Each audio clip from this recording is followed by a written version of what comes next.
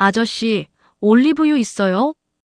오전 10시, 가게 문을 연 지 1시간쯤 지났을 때였다. 윤석진은 계산대 뒤 작은 의자에 앉아 장부를 정리하다 고개를 들었다. 입구에 낡은 유모차를 끌고 선 할머니가 보였다. 네, 있습니다. 어떤 걸로 드릴까요? 석진은 습관적으로 대답했다. 서울 동작구 골목 깊숙한 곳에 자리한 석진네 찬방은 그가 15년째 운영해온 반찬 가게였다. 김치며 장아찌, 젓갈류는 물론 각종 기름과 양념도 취급했다. 단골 손님이 대부분이었지만 가끔 낯선 얼굴도 찾아왔다. 할머니는 유모차를 밀며 천천히 안으로 들어왔다. 구불구불한 허리 탓에 몸을 곧게 펴지 못했다. 얼굴엔 세월의 주름이 깊게 패여 있었고 입고 있는 옷은 빛이 바랜 남색 점퍼였다. 이탈리아산 엑스트라 버진, 제일 좋은 거요. 30병 주세요. 석진은 손을 멈췄다. 30병? 그것도 가장 비싼 제품을. 한 병에 6만 5천 원짜리였다. 계산을 해보니 195만 원. 거의 200만 원에 육박하는 금액이었다. 30병이요? 혹시 업소에서 쓰시는 건가요? 아니, 집에서 쓸 거예요. 할머니는 담담하게 대답했다. 석진은 속으로 고개를 갸웃했지만 손님이 사겠다는데 마다할 이유는 없었다. 그는 창고로 가서 올리브유 박스를 꺼내 하나씩 포장하기 시작했다. 계산을 마치고 할머니가 내민 건 현금 뭉치였다. 5만 원권 40장. 석진은 돈을 세며 잠시 멈칫했다. 지폐가 너무 깨끗했다. 마치 은행에서 방금 뽑아온 것 같은 새 돈이었다. 구겨진 곳 하나 없이 반듯했다. 감사합니다. 다음 주에 또 올게요. 할머니는 유모차에 올리브유 박스를 가득 싣고 천천히 가게를 나섰다. 석진은 그 뒷모습을 물끄러미 바라봤다. 허리가 굽은 할머니가 무거운 짐을 싣고 골목을 빠져나가는 모습이 어딘지 어색했다. 그리고 정확히 일주일 뒤 할머니는 다시 나타났다. 아저씨, 올리브유 30병이요. 이번에도 같은 제품, 같은 수량이었다. 석진은 포장하며 슬쩍 물었다. 할머니, 이거 뭐에 쓰시는 거예요? 30병이면 양이 꽤 많은데. 요리하는 데 쓰죠, 뭐. 할머니는 짧게 답했다. 더 이상 묻기도 애매했다. 계산을 마친 할머니는 이번에도 깨끗한 새 지폐 뭉치를 내밀었다. 석진은 돈을 받으며 은근히 할머니의 손을 관찰했다. 주름진 손가락, 거친 손등. 평생 고생한 흔적이 역력했다. 그 뒤로도 할머니는 매주 같은 시간에 찾아왔다. 어김없이 올리브유 30병, 현금 200만 원. 한 달이 지나자 석진의 머릿속에 작은 의문이 싹트기 시작했다. 한 달이면 120병. 아무리 요리를 많이 한다고 해도 혼자 쓰기엔 과한 양이었다. 어느 날 석진은 계산을 하면서 넌지시 물었다. 혹시 할머니 식당 하세요? 아니요. 집에서 쓴다니까요. 할머니는 여전히 무뚝뚝했다. 더 이상 캐묻는 건 실례일 것 같았다. 석진은 입을 다물었지만 가슴 한구석엔 의심의 씨앗이 자라나고 있었다. 새 지폐, 일정한 패턴, 그리고 설명할 수 없는 대량 구매. 뭔가 석연치 않았다. 석진은 장부를 펼쳐 할머니의 구매 기록을 다시 살폈다. 딱 4번, 총 780만 원어치. 이름도 연락처도 남기지 않은 손님. 그저 오명자 할머니라고 메모해둔 게 전부였다. 석진은 창밖을 바라봤다. 유모차를 밀고 골목을 빠져나가는 할머니의 뒷모습이 멀어져 갔다. 그는 알 수 없는 불안감에 한숨을 내쉬었다. 석진은 잠을 설쳤다. 오명자 할머니가 다녀간 지 닷새째 되는 날이었다.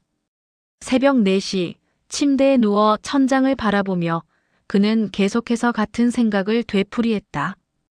200만 원짜리 올리브유, 새 지폐, 구부정한 할머니. 퍼즐 조각들이 맞지 않았다. 아침 일찍 가게 문을 열고 석진은 옆집 약국에 들렀다. 사장님, 혹시 우리 가게 앞으로 지나다니는 할머니 아세요? 유모차 끌고 다니시는 분. 약국 주인 김 사장은 고개를 끄덕였다. 아, 그분. 알죠. 저한테도 몇 번 오셨어요. 뭘 사셨는데요? 영양제요. 그것도 제일 비싼 거. 한 번에 50만 원어치씩 사가시더라고요. 근데 신기한 게 돈이 다 새 돈이에요. 은행 봉투에서 방금 꺼낸 것처럼. 석진의 가슴이 철렁 내려앉았다. 자기만 이상하게 느낀 게 아니었다. 점심때쯤 석진은 골목 안쪽 문방구도 찾아갔다. 40대 초반의 문방구 주인 이 사장은 석진의 질문에 눈을 동그랗게 떴다. 어머, 저도 그 할머니 때문에 이상하다 싶었어요. 지난달에 고급 만년필 세트를 사가셨거든요. 한 세트에 80만 원짜리. 세 세트나 사셨어요. 누구 선물하냐고 여쭤봤더니 그냥 웃기만 하시더라고요. 역시 현금이었어요? 네, 새 돈으로요. 전 처음엔 그냥 부자 할머니신가 보다 했는데 옷차림이며 유모차 보면 그렇게 보이진 않잖아요. 석진은 고개를 끄덕이며 가게로 돌아왔다. 불안감은 점점 커졌다. 그날 저녁 그는 시장 상인의 통장인 박 사장을 찾아갔다. 통장님, 상의 드릴 게 있어서요. 석진은 조심스럽게 명자 할머니 이야기를 꺼냈다. 박 통장은 팔짱을 끼고 심각한 표정을 지었다. 요즘 보이스피싱 수법이 교묘해요. 노인들 이용해서 돈 찾게 하고 물건 사게 해서 되파는 경우도 있대요. 최악의 경우엔 돈 세탁에 이용당하는 거고. 그럼 어떻게 해야 할까요? 경찰에 신고하는 게 맞죠. 우리가 나서서 뭘 할 수는 없잖아요. 석진은 망설였다. 만약 할머니가 정말 피해자라면 도와야 했다. 하지만 만약 아니라면, 괜히 오해를 산다면.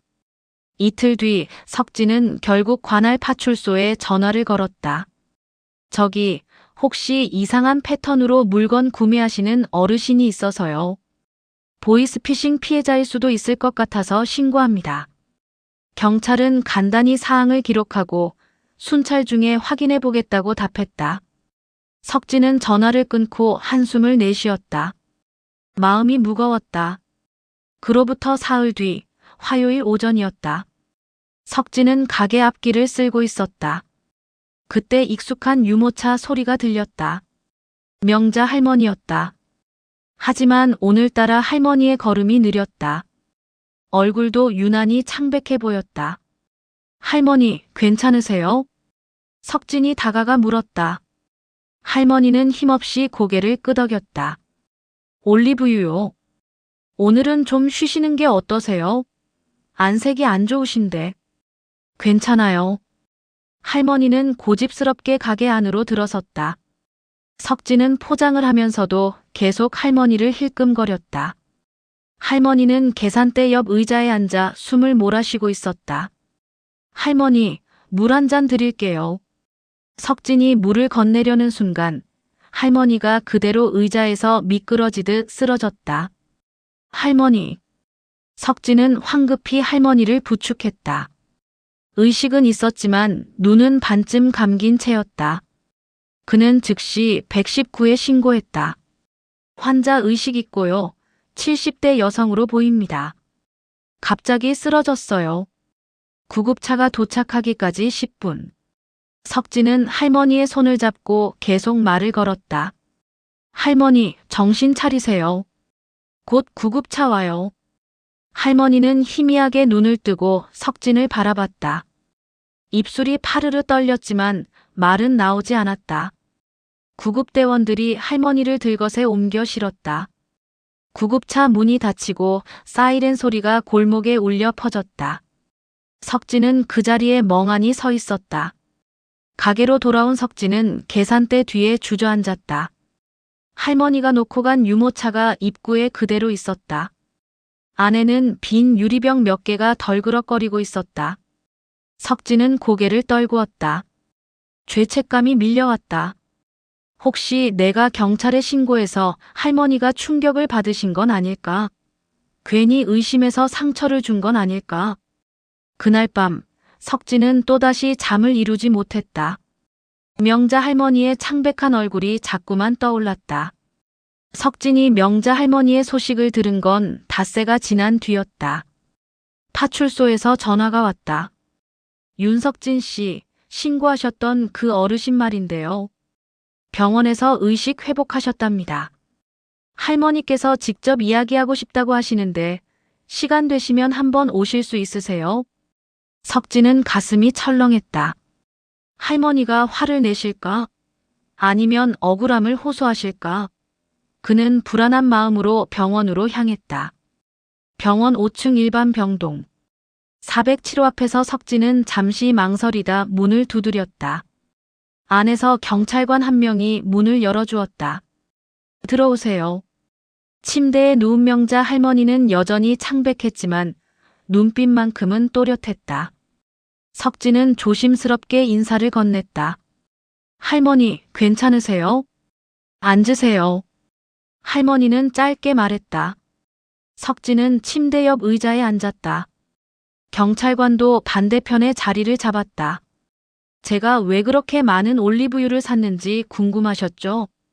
할머니가 먼저 입을 열었다. 석진은 고개를 끄덕였다. 죄송합니다. 혹시 피해를 입고 계신 건 아닌가 걱정돼서. 아니에요. 오히려 고마워요. 신경 써주셔서.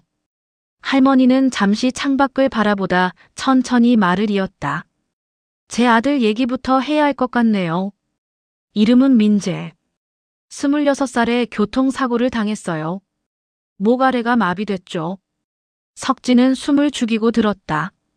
사고 전엔 그림 그리는 걸 좋아했어요. 미대를 나온 건 아니지만 취미로 계속 그렸죠.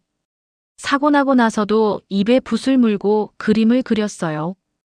처음엔 재활 차원이었는데 나중엔 그게 유일한 낙이 됐나 봐요.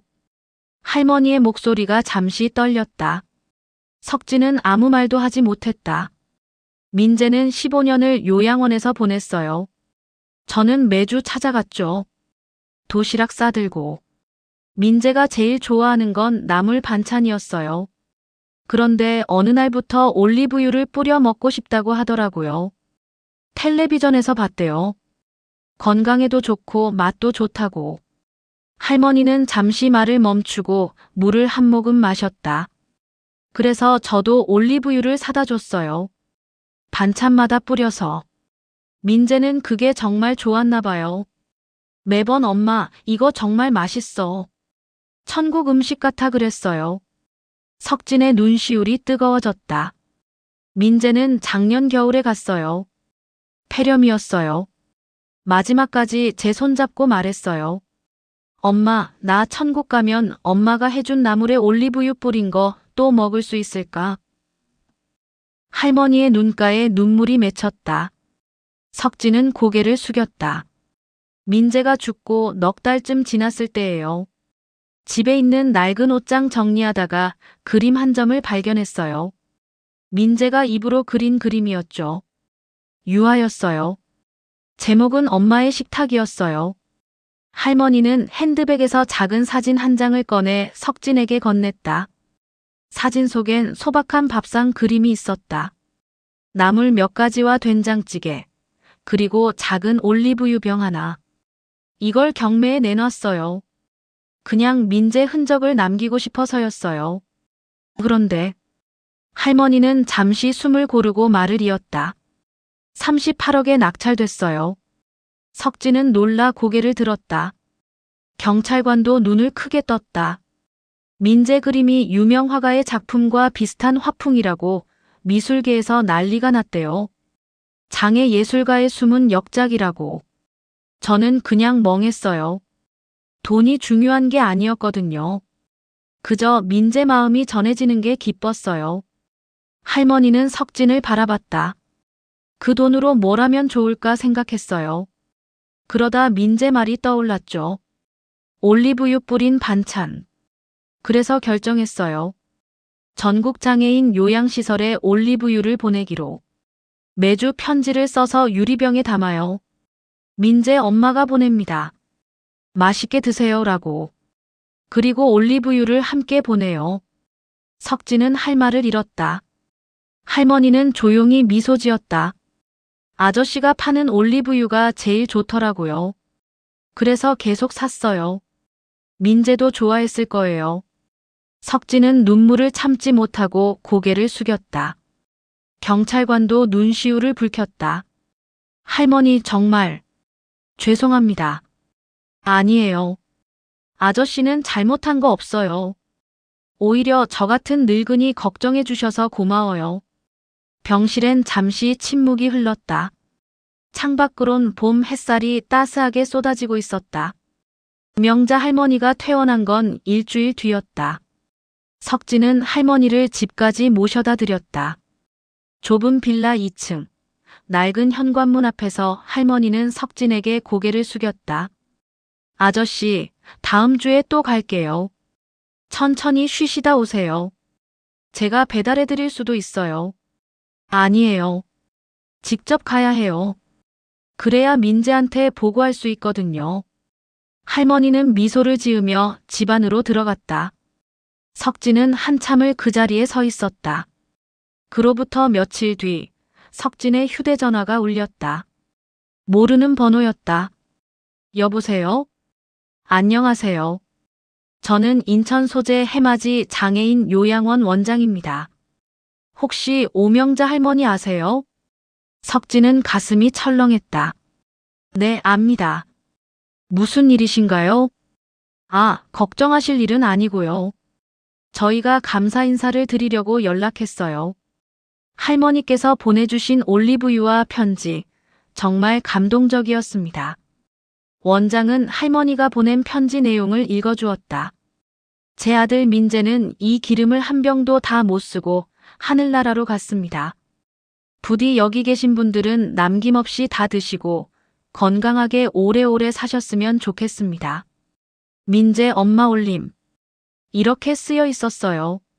석진은 목이 메었다. 저희 시설분들이 이 편지 읽고 다들 울었습니다. 그래서 할머니께 감사 인사를 전하고 싶은데 연락처를 몰라서 올리브유 구입처를 수소문했더니 아저씨 가게더라고요. 할머니께 제가 전하겠습니다. 그리고요, 죄송하지만 편지 내용을 저희 시설 SNS에 올려도 될까요? 많은 분들이 보셨으면 좋겠어서요. 석진은 잠시 망설이다 대답했다. 제가 할머니께 여쭤보고 다시 연락드리겠습니다. 명자 할머니는 흔쾌히 허락했다. 괜찮아요. 민재 이야기가 누군가에게 도움이 된다면 좋죠. 사흘 뒤 해맞이 요양원의 SNS 게시물이 올라왔다. 할머니의 편지 사진과 함께 올리브유를 받은 장애인들의 밝은 얼굴이 담겨 있었다. 게시물은 순식간에 퍼져나갔다. 공유 수천 건, 댓글 수백 개. 눈물이 납니다. 이런 분이 계시다니. 저도 뭔가 나눔을 실천해야겠어요. 민재님과 할머니께 감사와 존경을 보냅니다. 반응은 뜨거웠다. 지역 언론도 이 소식을 다뤘고 곧 전국 뉴스에도 소개됐다. 기름병 속의 사랑, 38억 그림과 어머니의 마음 같은 제목의 기사가 쏟아졌다. 석진의 가게에도 사람들이 찾아오기 시작했다. 단골 손님들은 물론 처음 보는 사람들도 찾아와 올리브유를 샀다. 저도 할머니처럼 누군가에게 나눠주고 싶어요. 할머니 이야기 듣고 감동받아서 왔어요. 어느 날 저녁 박 통장이 석진의 가게로 찾아왔다. 약국 김 사장과 문방구 이 사장도 함께였다. 석진 씨, 우리가 뭔가 해야 할 것 같아요. 박 통장이 진지한 표정으로 말했다. 할머니 혼자 하시기엔 힘드실 거예요. 우리 시장 상인회에서 힘을 보태면 어떨까요? 김 사장도 거들었다. 맞아요. 우리도 각자 물건을 기부하고 할머니처럼 필요한 곳에 보내는 거죠. 이 사장도 고개를 끄덕였다. 저는 문구류를 보낼 수 있어요. 장애 아동들에게 필요한 학용품 같은 거요. 석진은 감동했다. 그는 명자 할머니에게 이 이야기를 전했다. 할머니는 눈물을 글썽이며 고마워했다. 정말 고마워요. 민재가 알면 정말 좋아할 거예요. 일주일 뒤 명자의 기름병 프로젝트가 정식으로 시작됐다. 시장 상인회는 매달 한 번씩 물품을 모아 전국 장애인 시설에 보내기로 했다. 올리브유뿐 아니라 반찬, 생필품, 문구류, 영양제까지 다양했다. 첫 번째 발송일. 석진은 명자 할머니와 함께 포장 작업을 했다. 박스마다 할머니가 직접 쓴 편지가 들어갔다. 민재 엄마가 보냅니다. 당신이 행복하길 바랍니다. 석진은 박스를 테이프로 붙이며 할머니를 바라봤다. 할머니의 얼굴엔 평온한 미소가 떠올라 있었다. 할머니, 민재 씨가 정말 자랑스러워 하실 거예요. 그럴까요? 네. 분명히요. 박스를 실은 트럭이 출발했다. 석진과 상인들은 손을 흔들며 배웅했다. 명자 할머니도 유모차를 붙잡고 천천히 손을 흔들었다. 그날 밤 석진은 가게 셔터를 내리며 하늘을 올려다봤다. 별이 총총히 빛나고 있었다. 그는 작은 목소리로 중얼거렸다. 민재 씨, 당신 어머니는 정말 대단한 분이에요. 그리고 당신도요. 바람이 불어왔다. 마치 누군가 대답하는 것 같았다. 석진은 미소 지으며 가게 문을 잠갔다. 골목엔 따뜻한 불빛이 하나둘 켜지고 있었다. 그리고 그 빛 속에 작지만 단단한 나눔의 이야기가 조용히 퍼져나가고 있었다. 가을이 깊어갈 무렵 명자 할머니의 방문이 뜸해졌다. 석진은 걱정이 돼 할머니 집을 찾아갔다. 문을 열어준 건 할머니의 조카였다. 이모님 상태가 안 좋으세요. 어제 다시 입원하셨어요. 석진은 그날 오후 병원으로 달려갔다. 할머니는 산소 마스크를 쓴 채 침대에 누워 있었다. 예전보다 훨씬 수척해진 모습이었다. 할머니. 석진이 조용히 불렀다. 할머니는 천천히 눈을 떴다. 희미하게 미소 지으며 손짓했다. 아저씨. 왔구나. 편찮으시다면서요. 푹 쉬셔야 해요. 할머니는 고개를 저었다. 아직 할 일이 남았어. 침대 옆 테이블 위엔 편지지 몇 장과 펜이 놓여 있었다. 할머니는 떨리는 손으로 편지지를 가리켰다. 이번 달 편지. 아직 다 못 썼어. 석진은 가슴이 먹먹했다. 제가 대신 써드릴게요. 할머니 말씀해 주시면. 아니야. 내가 직접 써야 해. 민재한테 약속했거든. 끝까지 내 손으로 쓴다고. 그날부터 석진은 매일 병원을 찾았다. 할머니는 하루에 한두 장씩 천천히 편지를 썼다. 손이 떨려 글씨가 삐뚤빼뚤했지만 할머니는 포기하지 않았다. 민재 엄마가 보냅니다. 오늘도 당신이 행복하길 바랍니다. 같은 문장이었지만 할머니는 매번 정성껏 한자 한자 적었다. 석진은 옆에서 묵묵히 지켜봤다. 일주일이 지났다. 할머니의 상태는 점점 나빠졌다. 의사는 가족들에게 마음의 준비를 하라고 했다. 어느 날 저녁 할머니가 석진을 불렀다. 아저씨, 부탁이 있어. 말씀하세요, 할머니. 내가 못 보내는 편지들. 아저씨가 대신 보내줘. 할머니는 침대 옆 서랍을 가리켰다. 석진이 열어보니 안에 편지 20통이 가지런히 놓여 있었다. 다 쓰셨어요? 응. 어젯밤에. 마지막 거 썼어. 할머니는 힘없이 웃었다. 이제 민재한테 갈 수 있겠어. 석진은 눈물을 참으며 할머니 손을 잡았다. 할머니, 오래오래 사셔야죠. 아니야. 이제 괜찮아. 민재가 기다릴 거야. 엄마 빨리 오라고. 할머니는 창밖을 바라봤다. 노을이 지고 있었다. 아저씨, 정말 고마웠어. 내 이야기 들어줘서. 할머니. 그리고 의심해줘서도 고마워. 덕분에 내 마음 전할 수 있었잖아. 이틀 뒤 명자 할머니는 조용히 숨을 거뒀다. 마지막까지 평온한 얼굴이었다고 했다. 장례식장엔 예상보다 많은 사람이 찾아왔다. 시장 상인들은 물론 전국 각지의 요양원 관계자들, 그리고 할머니의 편지를 받았던 장애인 가족들까지. 한 중년 여성이 석진에게 다가와 말했다. 저희 아들이 뇌병변 장애예요. 할머니 편지 받고 정말 많이 울었어요. 누군가 자기를 생각해준다는 게 너무 기쁘다고. 할머니께 꼭 감사하다고 전하고 싶었는데. 여성은 말을 잇지 못하고 눈물을 흘렸다. 석진도 함께 울었다. 장례를 치르고 한 달 뒤, 석진은 시장 상인회와 함께 작은 프로젝트를 시작했다. 시장 한편, 석진네 찬방 옆 빈 공간에 명자의 유리병이라는 작은 기념관을 만들었다. 벽면엔 명자 할머니의 사진과 함께 그녀가 쓴 편지들이 액자로 걸려 있었다. 그리고 테이블 위엔 빈 유리병 여러 개와 편지지, 펜이 놓여 있었다. 누구든 이곳에 와서 편지를 쓸 수 있어요. 그리고 그 편지를 유리병에 담아 필요한 곳에 보내는 거죠. 석진은 개관식에서 말했다. 명자 할머니는 아들에 대한 사랑으로 이 일을 시작하셨습니다. 이제 우리가 그 마음을 이어가려고 해요. 작은 나눔이지만 누군가에겐 큰 희망이 될 수 있으니까요. 사람들은 박수를 보냈다. 개관 첫날부터 많은 이들이 찾아와 편지를 썼다. 학생들, 직장인들, 노인들. 모두가 자신만의 따뜻한 메시지를 적었다. 석진은 매일 저녁 기념관을 정리하며 편지들을 읽었다. 때론 눈물이 났고 때론 미소가 지어졌다. 어느 날 저녁 한 어린 소녀가 어머니 손을 잡고 들어왔다. 소녀는 휠체어를 타고 있었다.